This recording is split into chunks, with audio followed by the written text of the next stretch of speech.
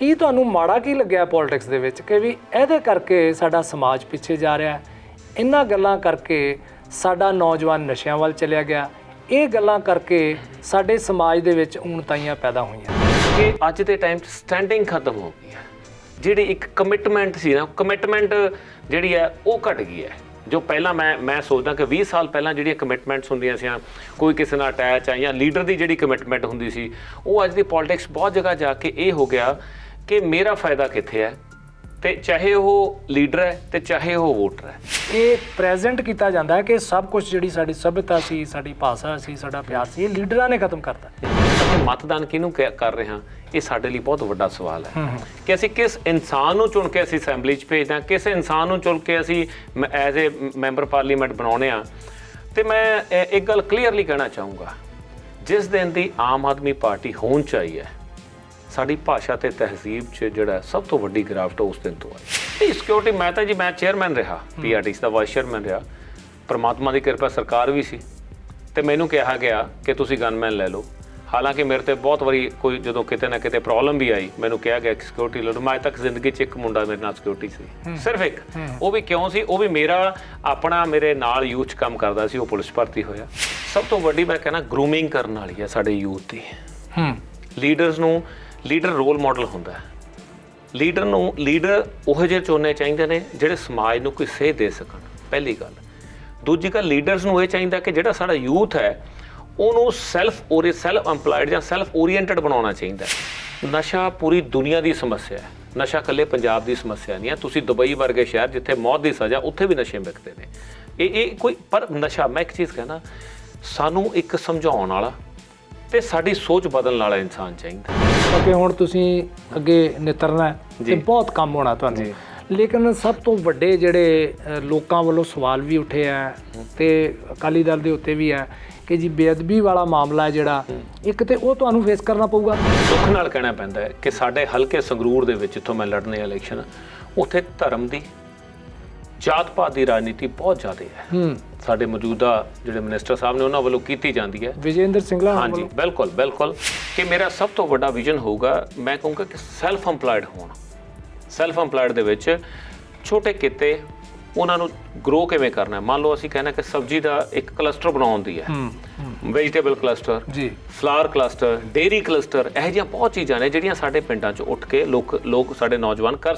ਪੰਜਾਬ ਨਵੀਂ ਵਿਧਾਨ ਸਭਾ ਦੀ ਤਿਆਰੀ ਲਈ ਵਧ ਰਿਹਾ।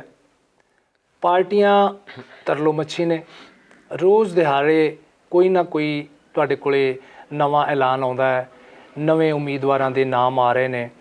ਲੇਕਿਨ ਪਿਛਲੇ ਸਮੇਂ ਦੇ ਦੌਰਾਨ ਜਦੋਂ ਅਸੀਂ ਕਿਸਾਨ ਸੰਘਰਸ਼ 'ਚੋਂ ਲੰਘੇ ਹਾਂ, ਤਾਂ ਉਸ ਤੋਂ ਬਾਅਦ ਪੰਜਾਬ ਦੇ ਲੋਕਾਂ ਦੀ ਮਾਨਸਿਕਤਾ ਵਿੱਚ ਜਿਸ ਹਿਸਾਬ ਨਾਲ ਚੇਂਜ ਆਈ ਹੈ, ਜਾਂ ਰਾਜਨੀਤੀ ਵਿੱਚ ਜੋ ਕੁਛ ਬਦਲਿਆ, ਉਹਦੇ ਨਾਲ ਰਾਜਨੀਤਿਕ ਪਾਰਟੀਆਂ ਜਿਹੜੀਆਂ ਉਹ ਬੜੀਆਂ ਸੁਚੇਤ ਹੋ ਗਈਆਂ ਨੇ। ਸੋ ਅਗਲੀਆਂ ਚੋਣਾਂ ਦੇ ਵਿੱਚ ਕਿਸ ਤਰ੍ਹਾਂ ਦੇ ਉਮੀਦਵਾਰ ਆਉਣਗੇ, ਕਿਹੋ ਜਿਹੇ ਚੁਣੇ ਜਾਣੇ ਚਾਹੀਦੇ ਹੈ, ਲੋਕਾਂ ਦੀ ਕੀ ਮੰਗ ਹੈ, ਕੀ ਸਮਝਦੇ ਆ ਜਿਹੜੇ ਲੀਡਰ ਆ ਰਹੇ ਨੇ ਅੱਗੇ, ਜਿਨ੍ਹਾਂ ਨੂੰ ਐਲਾਨ ਕੀਤਾ ਜਾ ਰਿਹਾ ਵੱਖ-ਵੱਖ ਵਿਧਾਨ ਸਭਾਵਾਂ ਦੇ ਲਈ, ਉਹ ਕੀ ਸੋਚਦੇ ਆ, ਪੰਜਾਬ ਲਈ ਉਹਨਾਂ ਦੇ ਕੀ ਸੁਪਨੇ ਆ। ਸੋ ਇਸੇ ਹੀ ਸਿਲਸਿਲੇ ਦੇ ਤਹਿਤ ਅੱਜ ਸਾਡੇ ਕੋਲੇ ਸਰਦਾਰ ਵਿਨਰਜੀਤ ਸਿੰਘ ਗੋਲਡੀ, ਜੋ ਕਿ ਸ਼੍ਰੋਮਣੀ ਅਕਾਲੀ ਦਲ ਦੇ ਸੰਗਰੂਰ ਵਿਧਾਨ ਸਭਾ ਹਲਕਾ 108 ਤੋਂ ਉਹਨਾਂ ਨੇ ਉਮੀਦਵਾਰ ਐਲਾਨ ਦਿੱਤਾ। ਅਤੇ ਵੈਸੇ ਉਹ ਸੁਨਾਮ ਦੇ ਰਹਿਣ ਵਾਲੇ ਨੇ, ਖਡਿਆਲ ਉਹਨਾਂ ਦਾ ਪਿੰਡ ਹੈ, ਲੇਕਿਨ ਉਹਨਾਂ ਨੂੰ ਗੋਲਡੀ ਦੇ ਨਾਮ ਨਾਲ ਜਾਣਿਆ ਜਾਂਦਾ ਹੈ। BTech ਅਤੇ MBA ਕੀਤੀ ਹੋਈ ਹੈ। 45 ਕੁ ਸਾਲ ਦੀ ਉਮਰ ਹੈ, ਭਾਵ ਕਿ ਨੌਜਵਾਨ ਸੋਚ ਹੈ। ਸੋ ਆਉਣ ਵਾਲੇ ਸਮੇਂ ਵਿੱਚ ਕਿਸ ਤਰ੍ਹਾਂ ਉਹ ਆਪਣੇ ਹਲਕੇ ਬਾਰੇ ਕੀ ਸੋਚਦੇ ਆ, ਕਿਹੋ ਜਿਹੀਆਂ ਸਮੱਸਿਆਵਾਂ ਨੇ, ਇਸ ਬਾਰੇ ਅਸੀਂ ਅੱਜ ਤੁਹਾਡੀ ਮੁਲਾਕਾਤ ਉਹਨਾਂ ਨਾਲ ਕਰਾ ਰਹੇ ਹਾਂ। ਸੋ ਗੋਲਡੀ ਜੀ, ਤੁਹਾਨੂੰ ਅਸੀਂ ਜੀ ਆਇਆਂ ਕਹਿੰਦੇ ਹਾਂ। ਬਹੁਤ ਬਹੁਤ ਧੰਨਵਾਦ ਬੜਾ ਸਾਹਿਬ ਜੀ। ਸਭ ਤੋਂ ਪਹਿਲਾਂ ਤਾਂ ਅਸੀਂ ਗੋਲਡੀ ਸਾਹਿਬ ਇਹ ਜਾਣਨਾ ਚਾਹਾਂਗੇ ਕਿ ਤੁਸੀਂ ਬਹੁਤ, ਕਿਉਂਕਿ ਲੰਮੇ ਸਮੇਂ ਤੋਂ ਸਟੂਡੈਂਟ ਵੇਲੇ ਤੋਂ ਹੀ ਜੁੜੇ ਹੋਏ ਹੋ ਜੀ ਪੋਲੀਟਿਕਸ ਦੇ ਨਾਲ, ਤੁਸੀਂ ਕੀ ਵੇਖਿਆ ਚੇਂਜ, ਕੀ ਤੁਹਾਨੂੰ ਮਾੜਾ ਕੀ ਲੱਗਿਆ ਪੋਲਿਟਿਕਸ ਦੇ ਵਿੱਚ ਕਿ ਵੀ ਇਹਦੇ ਕਰਕੇ ਸਾਡਾ ਸਮਾਜ ਪਿੱਛੇ ਜਾ ਰਿਹਾ, ਇਹਨਾਂ ਗੱਲਾਂ ਕਰਕੇ ਸਾਡਾ ਨੌਜਵਾਨ ਨਸ਼ਿਆਂ ਵੱਲ ਚਲਿਆ ਗਿਆ, ਇਹ ਗੱਲਾਂ ਕਰਕੇ ਸਾਡੇ ਸਮਾਜ ਦੇ ਵਿੱਚ ਊਣਤਾਈਆਂ ਪੈਦਾ ਹੋਈਆਂ ਨੇ? ਵੜੈਚ ਸਾਹਿਬ, ਪੋਲਿਟਿਕਸ ਜਿਹੜੀ ਹੈ ਨਾ, ਬੇਸਿਕਲੀ ਬੜੀ ਸੇਵਾ ਹੈ ਸਾਡੇ ਇਹਨੂੰ ਕਾਰੋਬਾਰ ਬਣਾਇਆ ਗਿਆ ਪਿਛਲੇ ਕਾਫੀ ਲੰਬੇ ਸਮੇਂ ਤੋਂ ਜਿਹੜਾ ਪੋਲਿਟਿਕਸ ਨੂੰ ਕਾਰੋਬਾਰ ਤਬਦੀਲ ਕੀਤਾ। ਸਾਡਾ ਪੰਜਾਬ ਦਾ ਜਿਹੜਾ ਜੇ ਆਪਾਂ ਕਹੀਏ ਕਿ ਜਿਹੜੀ ਸਾਡੀ ਸਭ ਤੋਂ ਵੱਡੀ ਇੱਕ ਵਿਰਾਸਤ ਸੀ ਉਹ ਸੀ ਭਾਸ਼ਾ, ਸਾਡੀ ਤਹਿਜ਼ੀਬ, ਸਾਡਾ ਪਿਆਰ ਤੇ ਸਾਡਾ ਸਤਿਕਾਰ। ਮੈਂ ਬੜੇ ਦੁੱਖ ਨਾਲ ਕਹਿਣਾ ਪੈਣਾ ਹੈ ਕਿ ਪਿਛਲੇ 5-7 ਸਾਲਾਂ ਦੇ 10 ਸਾਲਾਂ ਦੇ ਵਕਫੇ ਦੇ ਵਿੱਚ ਜਿਹੜੀ ਹੈ ਇਹ ਪੰਜਾਬ ਦੇ ਵਿੱਚੋਂ ਖਤਮ ਕਰ ਦਿੱਤੀ ਗਈ ਤੇ ਲੀਡਰਾਂ ਨੂੰ ਇਹ ਪ੍ਰੈਜ਼ੈਂਟ ਕੀਤਾ ਜਾਂਦਾ ਕਿ ਸ਼ਾਇਦ ਇਹਨਾਂ ਤੋਂ ਵੱਡਾ ਸ਼ੈਤਾਨ ਕੋਈ ਨਹੀਂ ਹੈ। ਇਹ 'ਚ ਕੋਈ ਡਾਊਟ ਨਹੀਂ ਕਿ ਰਾਜਨੀਤੀ ਜਿਹੜੀ ਹੈ ਉਹ ਰਣਨੀਤੀ ਨਾਲ ਜਦੋਂ ਪੁਰਾਣੇ ਲੰਮੇ ਸਮੇਂ ਤੋਂ ਆਪਾਂ ਸੁਣਦੇ ਆਉਂਦੇ ਹਾਂ ਕਿ ਰਾਜਨੀਤੀ ਤਾਂ ਰਾਜਨੀਤੀ ਦੇ ਤਰੀਕੇ ਨਾਲ ਹੀ ਹੋਣੀ ਹੈ, ਉਹ 'ਚ ਕੋਈ ਡਿਫਰੈਂਸ ਤਾਂ ਕੋਈ ਨਹੀਂ ਹੈ। ਬਟ ਇੱਕ ਚੀਜ਼ ਜ਼ਰੂਰ ਹੈ ਕਿ ਅੱਜ ਦੇ ਟਾਈਮ 'ਚ ਸਟੈਂਡਿੰਗ ਖਤਮ ਹੋ ਗਈ ਹੈ। ਜਿਹੜੀ ਇੱਕ ਕਮਿਟਮੈਂਟ ਸੀ ਨਾ, ਕਮਿਟਮੈਂਟ ਜਿਹੜੀ ਹੈ ਉਹ ਘਟ ਗਈ ਹੈ। ਜੋ ਪਹਿਲਾਂ ਮੈਂ ਸੋਚਦਾ ਕਿ 20 ਸਾਲ ਪਹਿਲਾਂ ਜਿਹੜੀਆਂ ਕਮਿਟਮੈਂਟਸ ਹੁੰਦੀਆਂ ਸੀ, ਕੋਈ ਕਿਸੇ ਨਾਲ ਅਟੈਚ ਆ ਜਾਂ ਲੀਡਰ ਦੀ ਜਿਹੜੀ ਕਮਿਟਮੈਂਟ ਹੁੰਦੀ ਸੀ, ਉਹ ਅੱਜ ਦੀ ਪੋਲਿਟਿਕਸ ਬਹੁਤ ਜਗ੍ਹਾ ਜਾ ਕੇ ਇਹ ਹੋ ਗਿਆ ਕਿ ਮੇਰਾ ਫਾਇਦਾ ਕਿੱਥੇ ਹੈ, ਤੇ ਚਾਹੇ ਉਹ ਲੀਡਰ ਹੈ ਤੇ ਚਾਹੇ ਉਹ ਵੋਟਰ ਹੈ, ਦੋਨੇ ਇੱਕ ਦੂਜੇ ਨਾਲ ਜਿਹੜੀ ਆ ਨਾ ਉਹ ਕਮਿਟਮੈਂਟਸ ਦੀ ਜਿਹੜੀ ਕਮੀ ਮੈਂ ਮਹਿਸੂਸ ਕਰਦਾ ਕਿ ਜਦੋਂ ਮੈਂ ਪੜ੍ਹਦਾ ਹੁੰਦਾ ਸੀ ਕਾਲਜ ਟਾਈਮ ਤੇ ਸਟੂਡੈਂਟ ਵੈਸੇ ਤਾਂ ਅੱਜ ਵੀ ਲਾਈਫ 'ਚ ਜਿਹੜਾ ਹੁੰਦਾ ਤੁਸੀਂ ਦੇਖੋਗੇ ਕਿ ਸਟੂਡੈਂਟ ਟਾਈਮ ਦਾ ਜਿਹੜਾ ਹੁੰਦਾ ਉਹ ਇੱਕ ਪਿਆਰ ਜਾਂ ਇੱਕ ਜਜ਼ਬਾ ਜਾਂ ਇੱਕ ਦੋਸਤੀ ਜਿਹੜੀ ਹੁੰਦੀ ਹੈ। ਕਿਉਂਕਿ ਮੇਰੇ ਲਈ ਮੈਂ ਆਪਣੀ ਲਾਈਫ ਸੋਚਦਾ ਵੀ ਦੋਸਤੀ ਤੋਂ ਵੱਡਾ ਤੁਹਾਡੀ ਜ਼ਿੰਦਗੀ 'ਚ ਕੋਈ ਚੀਜ਼ ਨਹੀਂ ਹੈ। ਸਭ ਤੋਂ ਵੱਡੀ ਅਹਿਮੀਅਤ ਜਿਹੜੀ ਹੈ ਨਾ, ਮੈਂ ਰਿਸ਼ਤਿਆਂ ਦੀ ਅਹਿਮੀਅਤ ਕਹਿਣਾ, ਉਹ ਸਭ ਤੋਂ ਵੱਡੀ ਜਿਹੜੀ ਚੀਜ਼ ਹੈ। ਮੈਨੂੰ ਹਮੇਸ਼ਾ ਇਹ ਗੱਲ ਦਾ ਇੱਕ ਮਨ 'ਚ ਡਰ ਰਹਿੰਦਾ ਹੈ ਕਿ ਕਿਤੇ ਦੋਸਤ ਹੀ ਨਾ ਖੁੱਸ ਜੇ, ਬਾਕੀ ਸਾਰਾ ਕੁਝ ਮਿਲ ਜਾਏ। ਕਟਿਆਲ ਸਾਹਿਬ ਤੁਸੀਂ ਗੱਲ ਕੀਤੀ ਹੈ ਕਿ ਪੋਲਿਟਿਕਸ ਨੂੰ ਕਾਰੋਬਾਰ ਬਣਾ ਦਿੱਤਾ ਗਿਆ, ਤੇ ਦੂਸਰੀ ਇਹ ਗੱਲ ਤੁਸੀਂ ਕਹੀ ਆ ਕਿ ਲੀਡਰਾਂ ਨੇ ਸਭ ਕੁਝ ਖਤਮ ਕਰਤਾ। ਇਹ ਪ੍ਰੈਜ਼ੈਂਟ ਕੀਤਾ ਜਾਂਦਾ ਹੈ ਕਿ ਸਭ ਕੁਝ ਜਿਹੜੀ ਸਾਡੀ ਸੱਭਿਅਤਾ ਸੀ, ਸਾਡੀ ਭਾਸ਼ਾ ਸੀ, ਸਾਡਾ ਪਿਆਰ ਸੀ, ਇਹ ਲੀਡਰਾਂ ਨੇ ਖਤਮ ਕਰਤਾ। ਜ਼ਿੰਮੇਵਾਰ ਕੌਣ ਹੈ ਇਹਦੇ ਲਈ, ਲੋਕ ਜਾਂ ਪੋਲਿਟਿਕਸ? ਇਹ ਦੋਨੇ ਨਾ, ਕੋਈ ਵੀ ਚੀਜ਼ ਹੁੰਦੀ ਹੈ ਕਦੇ ਇੱਕ ਹੱਥ ਨਾਲ ਹਮੇਸ਼ਾ ਕਹਿਣਾ ਕਿ ਤਾੜੀ ਨਹੀਂ ਵੱਜਦੀ। ਸਭ ਤੋਂ ਪਹਿਲਾਂ ਤਾਂ ਦੇਖੋ ਅਸੀਂ ਮਤਦਾਨ ਕਰਦੇ ਹਾਂ, ਆਪਦੀ ਮਤ ਦਾ ਦਾਨ ਕਰਦੇ ਹਾਂ।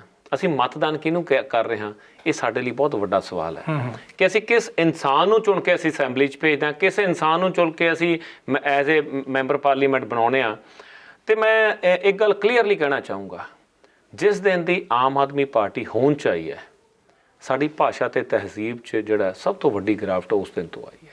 ਉਹ ਮੈਂ ਕਿਉਂ ਕਹਿਣਾ ਚਾਹੁੰਦਾ, ਕਿਉਂਕਿ ਅੱਜ ਹਾਲਾਂਕਿ ਇਸ ਚੀਜ਼ ਦਾ ਜਿਹੜਾ ਉਹਨਾਂ 'ਤੇ ਅਸਰ ਉਹਨਾਂ 'ਤੇ ਵੀ ਹੈ, ਇਹ ਨਹੀਂ ਕਿ ਨਹੀਂ ਹੈਗਾ। ਕਿਉਂਕਿ ਉਹਨਾਂ ਲੋਕਾਂ ਨੇ ਕਿਹਾ ਕਿ ਤੁਸੀਂ ਲੀਡਰਾਂ ਨੂੰ ਸਵਾਲ ਕਰੋ, ਸਵਾਲ ਕਰਨੇ ਬਹੁਤ ਚੰਗੇ ਨੇ, ਪਰ ਸਵਾਲ ਦੇ ਨਾਂ 'ਤੇ ਜਦੋਂ ਤੁਸੀਂ ਉਹਨਾਂ ਦੇ ਬੱਟੇ ਮਾਰੋ, ਉਹਨਾਂ ਦੇ ਪਾਥੀਆਂ ਮਾਰੋ, ਉਹਨਾਂ ਨੂੰ ਘੇਰੋ, ਜਦੋਂ ਇਹ ਗੱਲਾਂ ਕੀਤੀਆਂ ਜਾਂਦੀਆਂ ਨੇ, ਇਹ ਸਮਾਜ ਦੇ ਵਿੱਚ ਇੱਕ ਪਾੜਾ ਵਧਾਇਆ ਜਾਂਦਾ ਹੈ। ਪਰ ਇਹ ਤੁਸੀਂ ਦੋਸ਼ ਉਹਨਾਂ ਤੇ ਇਕੱਲਿਆਂ ਤੇ ਕਿਵੇਂ ਲਾ ਸਕਦੇ ਹੋ ਕਿ ਉਹਨਾਂ ਨੇ ਲੋਕਾਂ ਨੂੰ ਵੱਟੇ ਮਾਰਨ ਸਿਖਾਇਆ? ਕਿਉਂਕਿ ਹੁਣ ਜਦੋਂ ਕਿਸਾਨ ਅੰਦੋਲਨ ਹੋਇਆ ਤੇ ਵੇਖੋ ਭਾਰਤੀ ਜਨਤਾ ਪਾਰਟੀ ਤੇ ਵੀ ਇਹੀ ਹਾਲਤ ਹੋਈ ਹੈ ਉਹਨਾਂ ਦੀ। ਨਹੀਂ, ਮੈਂ ਸ਼ੁਰੂਆਤ ਕੀ ਹੈ ਵੜੈਚ ਸਾਹਿਬ, ਦੇਖੋ ਕੋਈ ਬੰਦਾ ਹੁਣ ਤਾਂ ਅੱਜ ਦਾ ਟ੍ਰੈਂਡ, ਮੈਂ ਤੁਹਾਨੂੰ ਕੀ ਕਿਹਾ ਕਿ ਅੱਜ ਉਹਨਾਂ ਨੂੰ ਵੀ ਇਸ ਚੀਜ਼ ਦਾ ਹਰਜਾਨਾ ਉਹ ਵੀ ਭੁਗਤ ਰਹੇ ਨੇ। ਕੁਦਰਤੀ ਹੈ ਕਿਉਂਕਿ ਜਿਹੋ ਜਿਹਾ ਬੀਜੋਗੇ ਉਹੋ ਜਿਹਾ ਵੱਢੋਗੇ। ਮਸਲਾ ਇਸ ਗੱਲ ਦਾ ਨਹੀਂ ਹੈ, ਮਸਲਾ ਇਸ ਗੱਲ ਦਾ ਹੈ ਕਿ ਉਹਨਾਂ ਨੇ ਇਹਦੀ ਸ਼ੁਰੂਆਤ ਕੀਤੀ। ਜੇ ਭਗਵੰਤ ਮਾਨ ਦੀ, ਕੇਜਰੀਵਾਲ ਦੀ ਜਾਂ ਕਿਸੇ, ਉਹਨਾਂ ਨੇ ਕੀ ਕਹਿੰਦੇ ਸੀ ਭਗਵੰਤ ਮਾਨ ਹੋਰੀ ਕਿ ਜੀ ਮੇਰਾ ਸਭ ਤੋਂ ਵੱਡੇ ਜਿਹੜੀ ਮੇਰੀ ਸਿਕਿਉਰਿਟੀ ਹੈ, ਸਭ ਤੋਂ ਵੱਡਾ ਮੇਰਾ ਜਿਹੜੀ ਸਟਰੈਂਥ ਹੈ ਉਹ ਮੇਰੇ ਵਰਕਰ ਨੇ। ਤੇ ਅੱਜ ਉਹੀ ਲੋਕ ਸਿਕਿਉਰਿਟੀਆਂ ਲੈ ਕੇ ਫਿਰਦੇ ਨੇ। ਉਹੀ ਕੇਜਰੀਵਾਲ ਸਾਹਿਬ ਨੇ ਜਿਹੜੇ ਵੈਗਨਾਰ ਚੱਲਦੇ ਸੀ ਤੇ ਅੱਜ ਜੈਮਰ ਲੈ ਕੇ ਚੱਲਦੇ ਨੇ। ਮਸਲਾ ਇਹ ਨਹੀਂ ਹੈ, ਇਹ ਦੇਖੋ ਦੂਜਿਆਂ ਤੇ ਦੋਸ਼ ਲਾਉਣਾ। ਅਸੀਂ ਤਾਂ ਕਹਿੰਦੇ ਸੀ ਅਸੀਂ ਤਾਂ ਪੋਲੀਟੀਸ਼ੀਅਨ ਆ ਯਾਰ, ਹੈਗੇ ਸੀ ਰਾਜਨੀਤਿਕ ਲੋਕ ਸੀ ਜਿਹੜੇ ਟ੍ਰੈਡੀਸ਼ਨਲ ਨੇ। ਰਾਜਨੀਤਿਕ ਇੱਕ ਲੀਡਰ ਕੌਣ ਹੈ? 10 ਬੰਦੇ ਇਕੱਠੇ ਹੋਏ, ਉਹਨਾਂ ਨੇ ਕਿਹਾ ਇਹ ਸਾਨੂੰ ਬੰਦਾ, ਇਹ ਸਾਡਾ ਮੋਢੀ ਹੈ। ਜੋ ਬੰਦਾ ਮੋਢੀ ਬਣ ਗਿਆ ਉਹ 10 ਦਾ, ਚਾਹੇ ਉਹ 10 ਲੱਖ ਦਾ, ਉਹ ਲੀਡਰ ਬਣ ਗਿਆ। ਤੁਸੀਂ ਪਰਮਾਤਮਾ ਕਰੇ ਸਾਡੀਆਂ ਵਿਸ਼ੇਸ਼ ਤੁਸੀਂ ਜਿੱਤੋ, ਅੱਗੇ ਆਓ, ਤੁਸੀਂ ਸਿਕਿਉਰਿਟੀ ਨਹੀਂ ਲਓਗੇ? ਨਹੀਂ, ਸਿਕਿਉਰਿਟੀ ਮੈਂ ਚੇਅਰਮੈਨ ਰਿਹਾ, PRTC ਦਾ ਵਾਈਸ ਚੇਅਰਮੈਨ ਰਿਹਾ। ਪਰਮਾਤਮਾ ਦੀ ਕਿਰਪਾ ਸਰਕਾਰ ਵੀ ਸੀ ਤੇ ਮੈਨੂੰ ਕਿਹਾ ਗਿਆ ਕਿ ਤੁਸੀਂ ਗਨਮੈਨ ਲੈ ਲਓ। ਹਾਲਾਂਕਿ ਮੇਰੇ ਤੇ ਬਹੁਤ ਵਾਰੀ ਕੋਈ ਜਦੋਂ ਕਿਤੇ ਨਾ ਕਿਤੇ ਪ੍ਰੋਬਲਮ ਵੀ ਆਈ, ਮੈਨੂੰ ਕਿਹਾ ਗਿਆ ਕਿ ਸਿਕਿਉਰਿਟੀ ਲੈ ਲਓ। ਮੈਂ ਅੱਜ ਤੱਕ ਜ਼ਿੰਦਗੀ 'ਚ ਇੱਕ ਮੁੰਡਾ ਮੇਰੇ ਨਾਲ ਸਿਕਿਉਰਿਟੀ ਸੀ, ਸਿਰਫ ਇੱਕ। ਉਹ ਵੀ ਕਿਉਂ ਸੀ? ਉਹ ਵੀ ਮੇਰੇ ਨਾਲ ਯੂਥ 'ਚ ਕੰਮ ਕਰਦਾ ਸੀ, ਉਹ ਪੁਲਿਸ ਭਰਤੀ ਹੋਇਆ, ਉਸੇ ਮੁੰਡੇ ਨੂੰ ਆਪਦੇ ਨਾਲ ਰੱਖਿਆ। ਉਸ ਤੋਂ ਇਲਾਵਾ ਅੱਜ ਤੱਕ ਮੈਂ ਜ਼ਿੰਦਗੀ 'ਚ ਇੱਕੋ ਮੁੰਡਾ ਰਿਹਾ ਜੀ। ਤੇ ਜਿੱਦੇ ਮੈਂ ਆਪਣੀ ਵਾਈਸ ਚੇਅਰਮੈਨ ਤੋਂ ਰਿਜ਼ਾਈਨ ਦਿੱਤਾ ਹੈ ਤੇ ਉਸ ਦਿਨ ਤੋਂ ਬਾਅਦ ਉਹ ਵੀ ਮੈਂ ਆਪਣਾ ਵਿਨਰ ਜੀ, ਜਦੋਂ ਤੁਸੀਂ ਵਾਈਸ ਚੇਅਰਮੈਨ ਸੀਗੇ ਤੇ ਉਦੋਂ ਸਾਡੇ ਦਰਸ਼ਕਾਂ ਨੂੰ ਪਤਾ ਹੋਏਗਾ ਕਿ ਇਹਨਾਂ ਦੇ ਟਾਈਮ ਤੇ PRTC ਨੇ ਕਾਫੀ ਮੁਨਾਫਾ ਕਮਾਇਆ, ਘਾਟੇ ਚੋਂ ਕੱਢਿਆ। ਉਦੋਂ ਨਾਰੰਗ ਸਾਹਿਬ ਉਹਦੇ MD ਸੀਗੇ ਜੀ, ਚੇਅਰਮੈਨ ਬਰਾੜ ਸਾਹਿਬ ਸੀਗੇ, ਤੇ ਨਾਲ ਦੀ ਨਾਲ ਇਹ ਪਹਿਲਾਂ ਪੇਡਾ ਦੇ ਤੁਸੀਂ ਚੇਅਰਮੈਨ ਡਾਇਰੈਕਟਰ ਰਹੇ ਹੋ ਜੀ। ਪੇਡਾ ਖਤਮ ਹੀ ਹੋ ਗਈ ਹੈ, ਜਦੋਂ ਕਿ ਪੇਡਾਂ ਦਾ ਬੜਾ ਵੱਡਾ ਰੋਲ ਹੈ, ਕਿਉਂਕਿ ਪੰਜਾਬ ਨੂੰ એનર્ਜੀ ਦੀ ਸਾਡੀਆਂ ਜਿਹੜੀਆਂ ਰਵਾਇਤੀ ਸੋਰਸਸ ਨੇ ਉਹਨਾਂ ਨੂੰ ਅੱਗੇ ਲਿਆਉਣ ਦੀ ਬੜੀ ਵੱਡੀ ਲੋੜ ਹੈ। ਪੇਡਾਂ ਖਤਮ ਹੋ ਗਈ। ਮੈਂ ਬਿਲਕੁਲ ਨੋਡਲ ਏਜੰਸੀ ਸੀ ਜੀ ਪੰਜਾਬ ਗਵਰਨਮੈਂਟ ਦੀ। ਮੈਂ ਬੜੇ ਮਾਣ ਨਾਲ ਕਹਿ ਸਕਦਾ ਕਿ ਏਸ਼ੀਆ ਦਾ ਲਾਰਜੈਸਟ ਜਿਹੜਾ ਰੂਫ ਟਾਪ ਸੋਲਰ ਪਲਾਂਟ ਲੱਗਿਆ ਹੈ, ਉਹ ਜਿਹੜਾ ਹੈ ਆਪਣੇ ਰਾਧਾ ਸੁਆਮੀ ਡੇਰੇ ਦੇ ਉੱਪਰ ਲੱਗਿਆ। ਉਹ ਅਕਾਲੀ ਦਲ ਦੀ ਸਰਕਾਰ ਵੇਲੇ ਲੱਗਿਆ। ਸਭ ਤੋਂ ਪਹਿਲੇ ਜਿਹੜੀ ਪਹਿਲੀ ਅਸੀਂ ਜਦੋਂ ਪਬਲਿਕਲੀ ਅਸੀਂ ਕੱਢਿਆ ਸੀ ਕਿ ਪਾਵਰ ਪਰਚੇਸ ਜਿਹੜਾ ਤੁਸੀਂ ਸੋਲਰ ਪਾਵਰ ਨੂੰ ਜਨਰੇਟ ਕਰੋ 270 ਮੈਗਾਵਾਟ, ਉਹ 2007 ਵਾਲੀ ਸਰਕਾਰ 'ਚ ਕੱਢਿਆ ਸੀ। ਉਸ ਤੋਂ ਬਾਅਦ ਤਾਂ ਕਈ ਹਜ਼ਾਰ ਮੈਗਾਵਾਟ ਜਿਹੜਾ ਆਪਣੀ ਸਰਕਾਰ 'ਚ ਰਿਹਾ। ਬਟ ਅੱਜ ਸਿਰਫ ਤੇ ਸਿਰਫ ਪਾਲਿਸੀਜ਼ ਕਰਕੇ, ਮੌਜੂਦਾ ਸਰਕਾਰ ਦੀਆਂ ਪਾਲਿਸੀਜ਼ ਕਰਕੇ ਜਿਹੜਾ ਹੈ ਅੱਜ ਉਹ ਜਿਹੜਾ ਕੰਮ ਹੈ ਉਹ ਫੇਲਿਅਰ 'ਤੇ ਆ ਗਿਆ। ਕਿਉਂਕਿ ਜਿਹੜੀ ਇੱਕ ਕਨੈਕਸ਼ਨ ਜਾਂ ਇੱਕ ਮੈਨੇਜਮੈਂਟ, ਲੀਡਰ ਕੀ ਹੈ? ਲੀਡਰ ਇੱਕ ਸਰਕਾਰ ਦਾ ਮੈਨੇਜਰ ਹੈ। ਲੀਡਰ ਸਰਕਾਰ ਨੂੰ ਮਤਲਬ ਸਰਕਾਰ ਦਾ ਮਾਲਕ ਨਹੀਂ ਹੈ, ਸਰਕਾਰ ਨੂੰ ਇੱਕ ਮੈਨੇਜ ਕਰਦਾ ਕਿ ਤੁਹਾਡਾ ਲੋਕਾਂ ਦਾ ਪੈਸਾ ਹੈ, ਉਹਨੂੰ ਸਹੀ ਤਰੀਕੇ ਨਾਲ ਕਿੱਥੇ ਯੂਟਿਲਾਈਜ਼ ਕਰਨਾ। ਹੀ ਵਾਲੇ ਉਹ ਸਰਕਾਰ ਚਲਾਉਣ ਵਾਲੇ ਲੋਕ ਨੇ। ਤੇ ਪਰੰਤੂ ਕਈ ਵਾਰੀ ਜਦੋਂ ਅਸੀਂ ਮਾਲਕ ਬਣ ਕੇ ਫਰਮਾਨ ਸੁਣਾਉਂਦੇ ਆ ਤਾਂ ਉਦੋਂ ਹਮੇਸ਼ਾ ਕਿਤੇ ਨਾ ਕਿਤੇ ਖਿਲਾਫ ਪੈਂਦਾ। ਗੋਲਡੀ ਜੀ, ਤੁਹਾਨੂੰ ਕੀ ਲੱਗਦਾ ਅੱਜ, ਕਿਉਂਕਿ ਪੰਜਾਬ ਦੇ ਜਦੋਂ ਅਸੀਂ ਸੰਬੰਧ ਵਿੱਚ ਗੱਲ ਕਰਦੇ ਹਾਂ ਤਾਂ ਬਹੁਤ ਸਾਰੀਆਂ ਜਦੋਂ ਅਸੀਂ ਐਨਾਲਿਸਟ ਕਰਦੇ ਹਾਂ ਨਾ ਪ੍ਰੋਬਲਮਸ ਤਾਂ ਬੜੀ ਲੰਮੀ ਹੈ। ਤੁਸੀਂ ਕੀ ਸਮਝਦੇ ਹੋ ਕਿ ਕਿਉਂਕਿ ਨੌਜਵਾਨ ਹੋ ਤੁਸੀਂ, ਕੀ ਸਮਝਦੇ ਹੋ ਸਭ ਤੋਂ ਵੱਡੀ ਪੰਜਾਬ ਦੇ ਸਾਹਮਣੇ ਅੱਜ ਕੀ ਸਮੱਸਿਆ ਹੈ ਜਿਹੜੀ ਸਭ ਤੋਂ ਪਹਿਲਾਂ ਨਿਬੇੜਨ ਵਾਲੀ ਹੈ? ਪ੍ਰਾਇੋਰਟੀ ਵਾਈਜ਼ ਤੁਸੀਂ ਕੀ ਸਮਝਦੇ ਹੋ? ਸਭ ਤੋਂ ਵੱਡੀ ਮੈਂ ਕਹਿੰਦਾ ਗਰੂਮਿੰਗ ਕਰਨ ਵਾਲੀ ਹੈ ਸਾਡੇ ਯੂਥ ਦੀ। ਲੀਡਰਸ ਨੂੰ, ਲੀਡਰ ਰੋਲ ਮਾਡਲ ਹੁੰਦਾ ਹੈ। ਲੀਡਰ ਉਹੋ ਜਿਹੇ ਚੁਣਨੇ ਚਾਹੀਦੇ ਨੇ ਜਿਹੜੇ ਸਮਾਜ ਨੂੰ ਕੋਈ ਸੇਧ ਦੇ ਸਕਣ, ਪਹਿਲੀ ਗੱਲ। ਦੂਜੀ ਗੱਲ, ਲੀਡਰਸ ਨੂੰ ਇਹ ਚਾਹੀਦਾ ਕਿ ਜਿਹੜਾ ਸਾਡਾ ਯੂਥ ਹੈ ਉਹਨੂੰ ਸੈਲਫ ਐਮਪਲਾਇਡ ਜਾਂ ਸੈਲਫ ਓਰੀਐਂਟਡ ਬਣਾਉਣਾ ਚਾਹੀਦਾ ਕਿ ਉਹਨਾਂ ਨੂੰ ਪਤਾ ਹੋਵੇ ਕਿ ਅਸੀਂ ਕੰਮ ਕੀ ਕਰਨਾ ਹੈ। ਜਿਹੜਾ ਯੂਥ ਹੈ ਨਾ ਜੀ, ਉਹ ਭਟਕ ਰਿਹਾ ਹੈ, ਉਹਨੂੰ ਜੋੜ ਕੇ ਸੋਸਾਇਟੀ ਦੇ ਵਿੱਚ ਕਿਵੇਂ ਲੈ ਕੇ ਆਉਣਾ, ਇਹ ਸਭ ਤੋਂ ਵੱਡਾ ਖਲਾ ਹੈ। ਇਸ ਟਾਈਮ ਸਮਝਦੇ ਹੋ ਕਿ ਸਾਡੇ ਕੋਲ ਰੋਲ ਮਾਡਲ ਲੀਡਰ ਹੈਗੇ? ਨਹੀਂ ਹੈ ਨੇ ਇਹ 'ਚ ਕੋਈ ਦੋ ਰਾਏ ਨਹੀਂ ਹੈ। ਬਹੁਤ ਸਾਰੇ ਲੀਡਰ ਨੇ, ਵੱਖ-ਵੱਖ ਪਾਰਟੀਆਂ 'ਚ ਨੇ। ਸਰਦਾਰ ਸੁਖਬੀਰ ਸਿੰਘ ਬਾਦਲ ਸਾਹਿਬ ਐਗਜ਼ਾਮਪਲ ਨੇ, ਚਾਹੇ ਕਹਿਣ ਨੂੰ ਜੋ ਮਰਜ਼ੀ ਵਿਰੋਧੀਆਂ ਨੇ ਕਹਿਣਾ ਹੁੰਦਾ ਹੈ। ਬਹੁਤ ਸਾਰੇ ਹੋਰ ਵਿਜ਼ਨਰੀ ਲੀਡਰ ਵੀ ਨੇ। ਇਹੋ ਜਿਹੀ ਗੱਲ ਵੈਸੇ ਪੋਲੀਟੀਕਲ ਲੀਡਰਾਂ ਨੂੰ ਛੱਡ ਕੇ ਹਾਂਜੀ ਹਾਂ, ਤੁਸੀਂ ਹੋਰ ਕਿਹਨੂੰ ਸਮਝਦੇ ਹੋ ਕਿ ਉਹ ਬਹੁਤ ਵਧੀਆ ਇੱਕ ਮਾਡਲ ਹੋ ਸਕਦਾ ਨੌਜਵਾਨਾਂ ਵਾਸਤੇ? ਨੌਜਵਾਨਾਂ ਵਾਸਤੇ ਜਿਵੇਂ ਹੁਣ ਮੈਂ ਇੱਕ ਕਹਿ ਸਕਦਾ ਕਿ ਕਲਾਕਾਰ ਦੀ ਗੱਲ ਕਰ ਲਈ। ਕਮਰ ਗਰੇਵਾਲ ਗਾਉਂਦਾ ਹੈ ਜੀ, ਚੰਗੀ ਗੱਲ ਕਰਦਾ ਹੈ, ਸੁਭਾਵਿਕ ਹੈ, ਵਧੀਆ ਇੱਕ ਲੋਕਾਂ ਨੂੰ ਸੇਧ ਦੇਣ ਵਾਲੇ ਲੋਕ ਨੇ। ਬਹੁਤ ਸਾਰੇ ਪੱਤਰਕਾਰ ਨੇ ਤੁਹਾਡੇ ਜਿਹੜੇ ਸਮਾਜ ਨੂੰ ਸ਼ੀਸ਼ਾ ਦਿਖਾਉਂਦੇ ਨੇ।